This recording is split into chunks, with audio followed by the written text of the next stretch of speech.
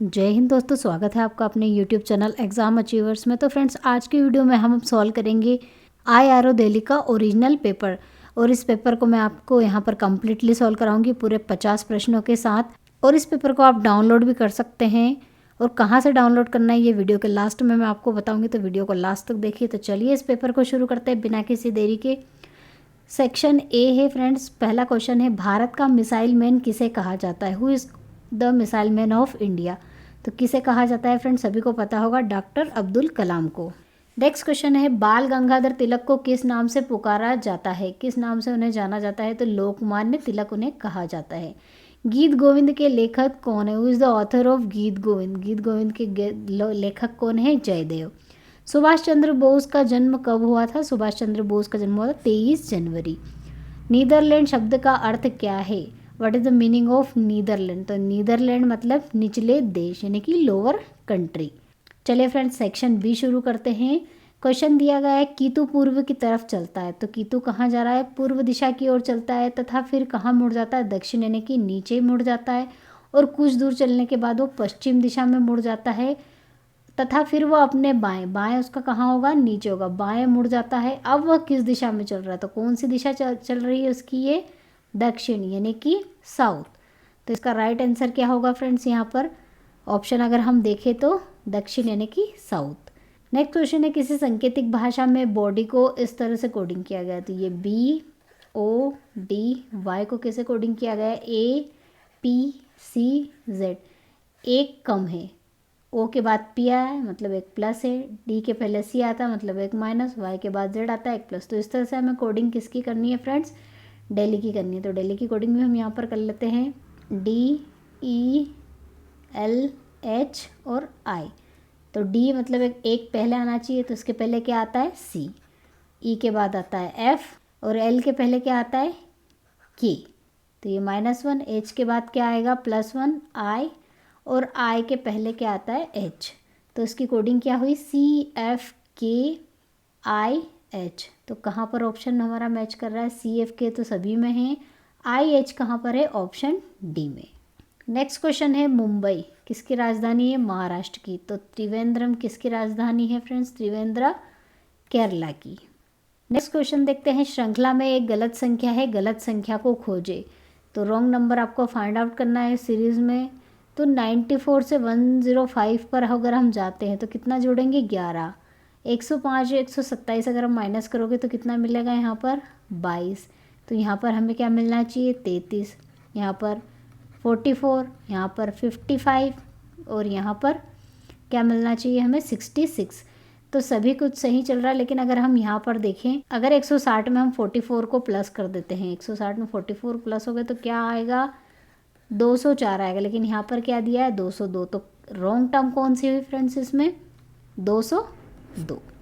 दिए गए विकल्पों में विलुप्त संख्या ज्ञात करना है। तो H के बाद I आया है, चलिए ठीक है 1। I के बाद J के 2, K के बाद L M N 3, यहाँ के बाद चौथा लेटर जो होगा वो होगा N के बाद O P Q और R। तो ये क्या हुआ? यहाँ पर चौथा लेटर R आया, तो इसका राइट आंसर क्या हुआ? R। चलिए सेक्शन C शुरू कर लेते हैं, जो कि फिजिक्स का है। एक गैलन में कितने लीटर होते हैं? How many litres are there in a gallon? तो फ्रेंड्स, एक गैलन में कितने लीटर होते हैं? 3.785 होते हैं। लेकिन कहीं कहीं पर फ्रेंड्स इसकी वैल्यू ये भी देख के रखिए, 4.546। तो अगर आपको ये तो बिल्कुल करेक्ट आंसर है, लेकिन अगर इससे मिलता जुलता आंसर अगर यहाँ पर नहीं दिया है तो इससे मिलता जुलता क्या हो सकता है? 4.5, या फिर कहीं कहीं पर इसकी वैल्यू ये भी होती है। तो राइट आंसर क्या होगा? Option B. किसी वस्तु को निश्चित दूरी से गिराया जाता है, जब आधी दूरी पर होती है तो उसमें क्या होता है? तो फ्रेंड, जब किसी वस्तु को गिराया जाता है तो स्टार्टिंग में तो उसमें पोटेंशियल एनर्जी यानी कि स्थितिज ऊर्जा ही होती है, और लास्ट में उसके पास गिरने से जस्ट पहले उसमें काइनेटिक एनर्जी होती है। और इन दोनों ऊर्जाओं का जो सम है वो बराबर बराबर चलता रहता है। नीचे आते आते पोटेंशियल एनर्जी कम होती जाती है और काइनेटिक एनर्जी बढ़ती जाती है, लेकिन बिल्कुल बीच की अगर बात करें तो दोनों बराबर होती है, ये आपको ध्यान रखना है।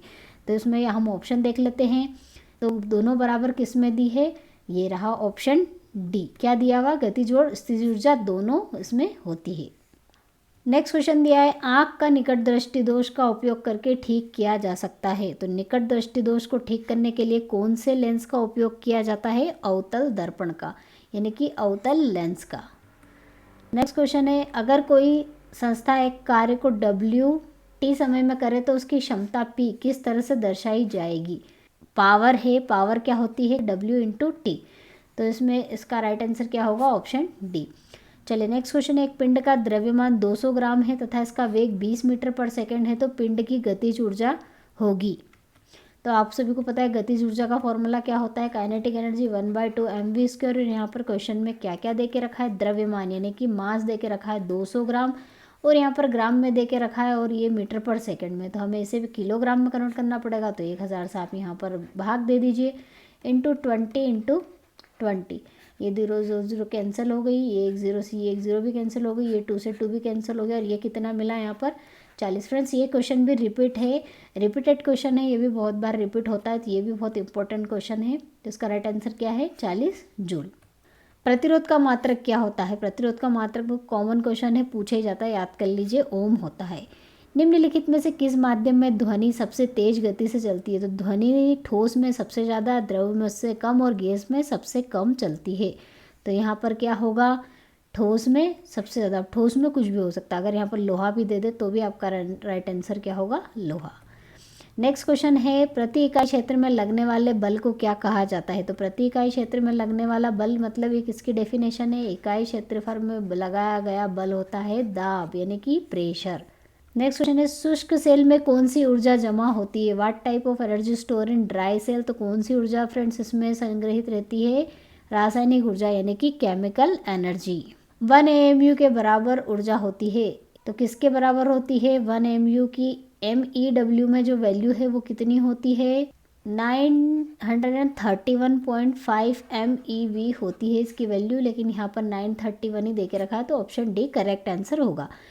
एक धावक भागते वक्त किस जरूरी मान के लिए अंदर की तरफ झुक जाता है? क्यों झुक जाता है वो अंदर की तरफ?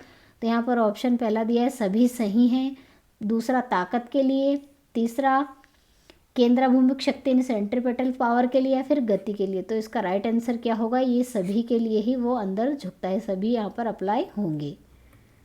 क्यूरी विद्युत का वह ताप है जिस पर क्या होता है? तो क्यूरी जो ताप है फ्रेंड्स, क्यूरी का संबंध आप सभी को याद होगा कि रेडियोधर्मिता, रेडियो एक्टिवता से होता है।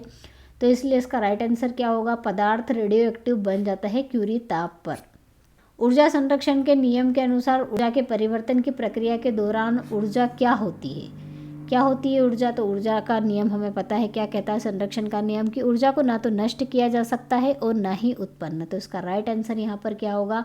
हमेशा क्षय होती, ये नहीं, हमेशा वृद्धि, ये भी नहीं, केवल ताप के लिए आंतरिक ऊर्जा में परिवर्तन हो जाता है, बिल्कुल नहीं। तो ना तो वृद्धि और ना ही क्षय होता है ऊर्जा का।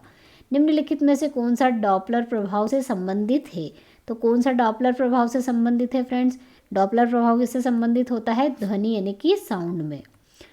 अवोगेड्रो संख्या का मान कितना होता है? अवोगेड्रो नंबर जो है उसकी वैल्यू, ये भी क्वेश्चन रिपीट हो चुका है बहुत बार, कितना होता है? 6.022 इंटू 10⁻23 मोल। चलिए सेक्शन डी शुरू करते हैं फ्रेंड्स, जो कि किसका है? मैथ्स का है।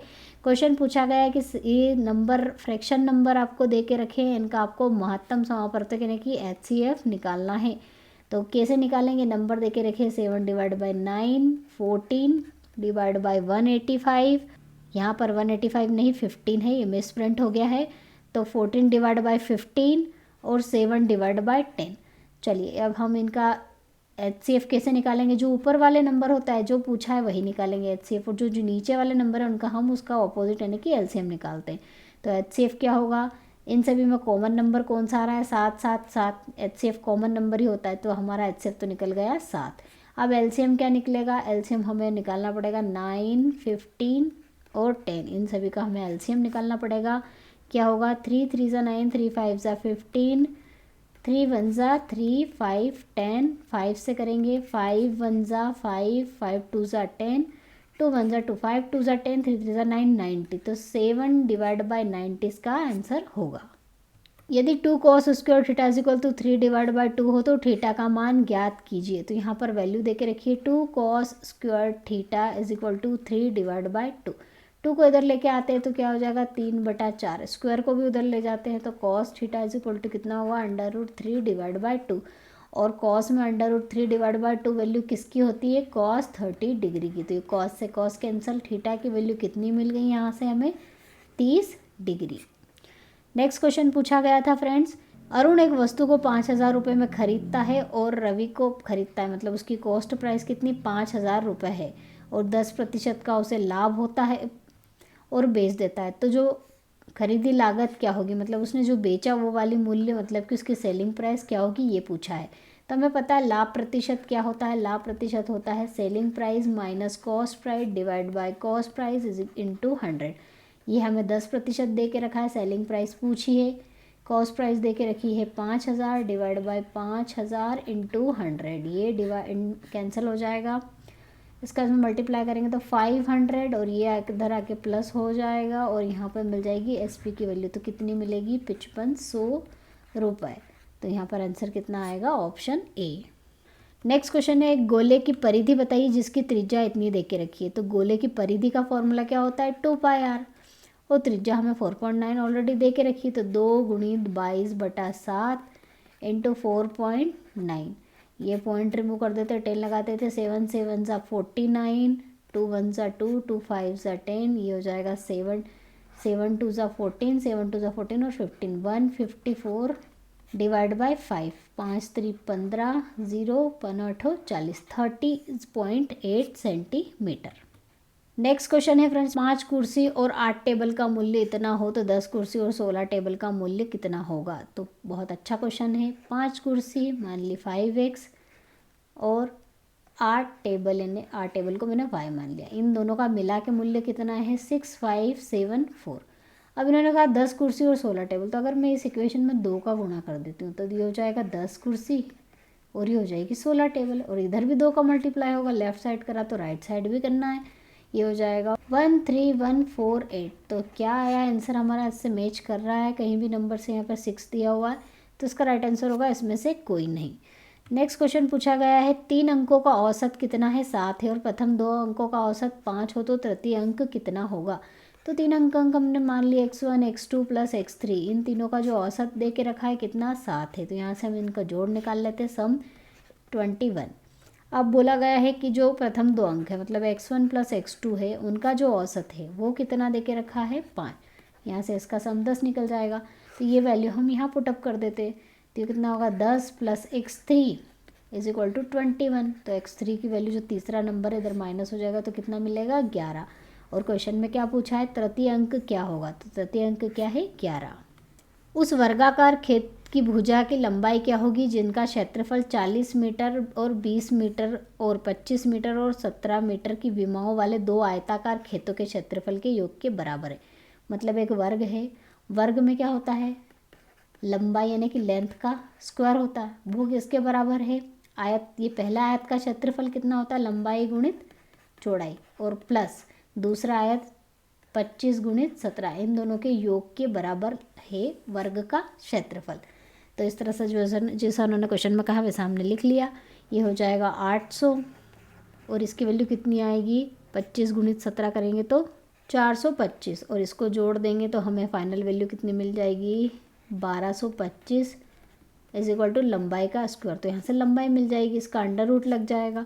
अंडर रूट निकालने का इजी तरीका है, ये कितना होगा 12 25 का आप एलसीएम निकाल लीजिए, 2 6 5 से 5 2 10 हो जाएगा, और ये बच्चों को 20 और 55 25, फिर 5 से करेंगे तो 5 4 25 9 45 और 7 7 49, मतलब कि कितना मिलेगा 5 × 7 मिल जाएगी हमें एल की वैल्यू 535। तो लंबाई कितनी आई 35 सेंटीमीटर। नेक्स्ट क्वेश्चन यहाँ पर दिया गया है, 2 संख्याओं का गुणनफल इतना है और उनका एचसीएफ इतना हो तो एलसीएम निकालिए। तो आपको मैंने हमेशा रिलेशन बताती हूँ HCF into LCM is equal to कितना 2 नंबरों का गुणनफल, जो कि कितना दिया है 1800।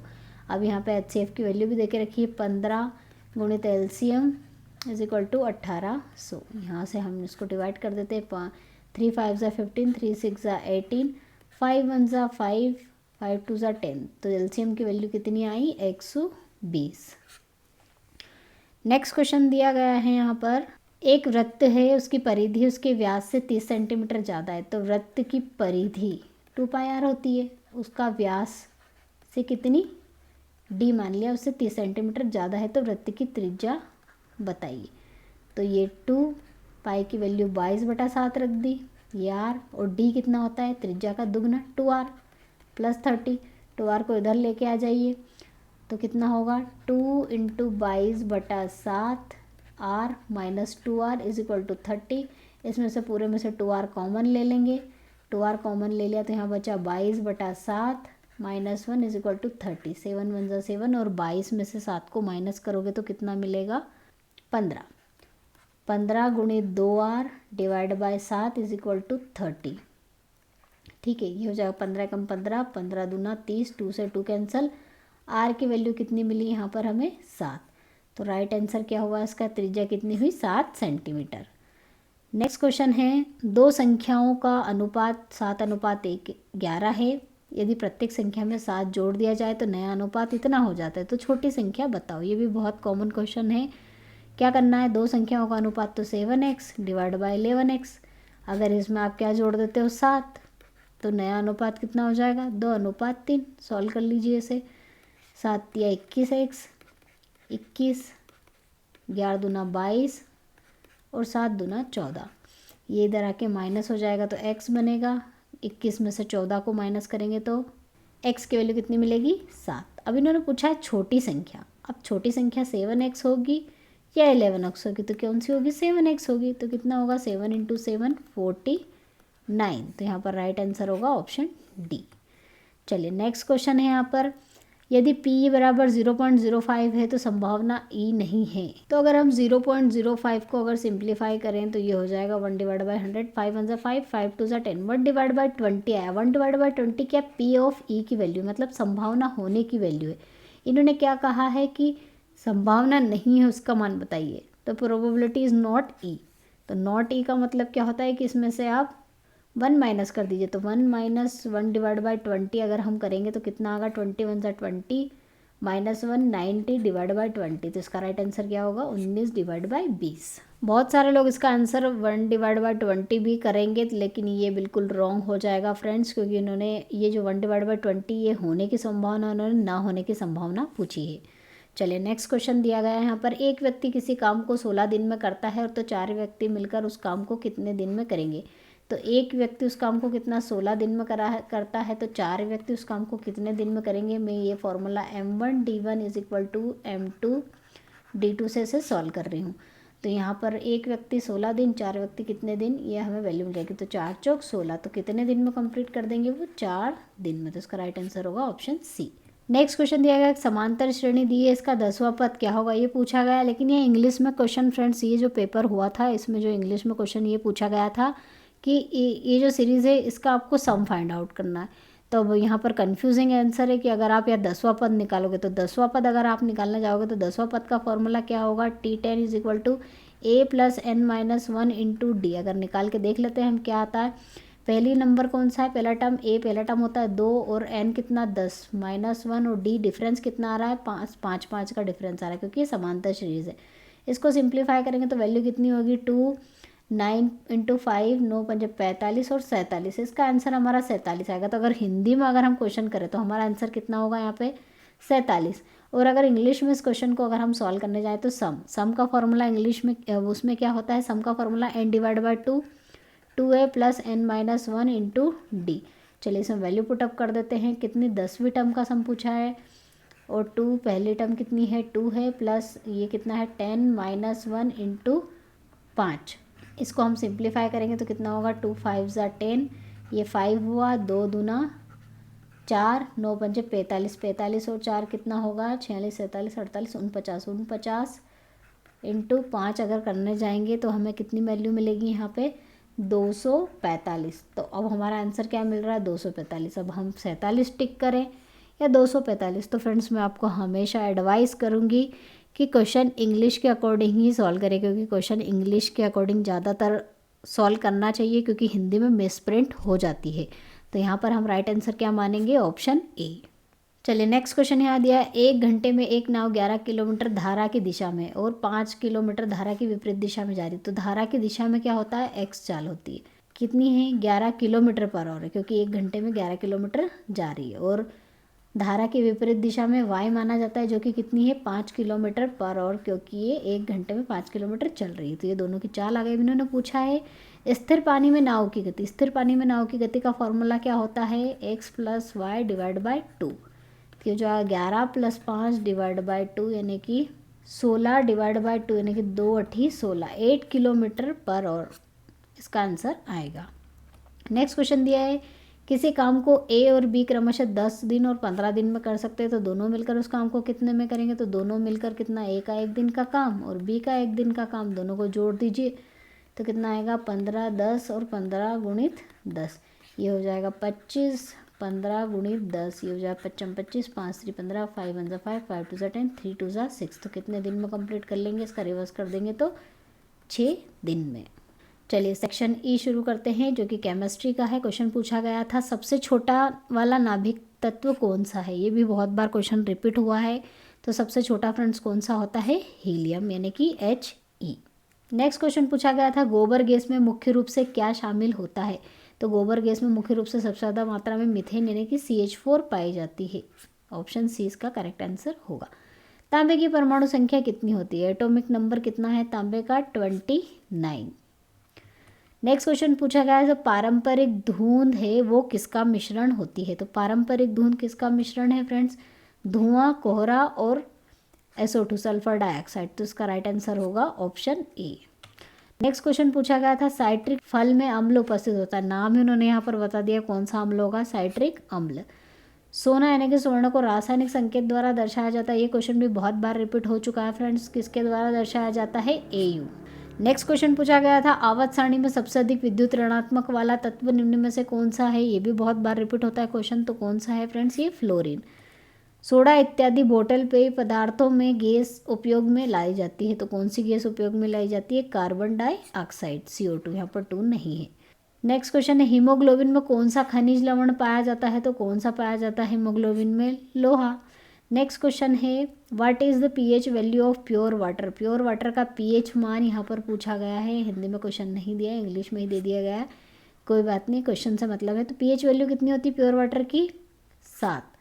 तो फ्रेंड्स ये था IRO दिल्ली का ओरिजिनल क्वेश्चन पेपर, जिसको हमने पूरी तरह से आप सॉल्व करवाया है। और इसकी PDF हमारे टेलीग्राम चैनल से आप डाउनलोड कर सकते हैं, और जिसकी लिंक आपको नीचे डिस्क्रिप्शन में मिल जाएगी, वहाँ से आप चेकआउट कर सकते हैं। वीडियो आपको कैसा लगा कमेंट सेक्शन में ज़रूर लिखें, और कुछ डाउट हो तो कमेंट सेक्शन में आप पूछ सकते हो। मिलते हैं नेक्स्ट टॉपिक के साथ नेक्स्ट वीडियो में, तब तक के लिए जय हिंद, जय भारत, वंदे मातरम।